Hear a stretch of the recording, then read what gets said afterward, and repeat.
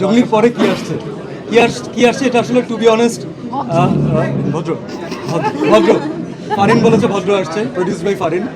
তো আমরা আমরা জঙ্গলি থেকে আমরা দর্শকের এত অসাধারণ ভালোবাসা পেয়েছি এবং সেই ভালোবাসাটা আমার মনে হয় যে হলে আমরা পেয়েছি, দেশের বাইরে পেয়েছি, ফ্যান্টাস্টিক একটা রান দিয়েছে।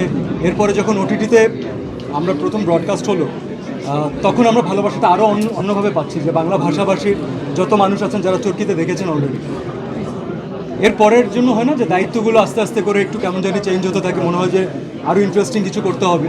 সো এর কয়েকদিন আগে হলে আমি খুব স্ট্যাটিক অ্যান্সার দিতে পারতাম না, তবে এখন কনফিডেন্টলি বলতে পারি যে সামনে যে পাইপলাইন যেটা আছে, যে লাইন আপটা আছে, ইন্টারেস্টিং কিছু হবে।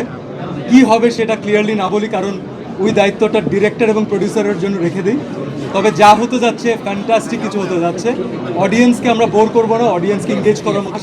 আমার কাজ করা, আশা আশির মালিক আল্লাহ, আল্লাহ যখন চাবে তখন চলে আসবে।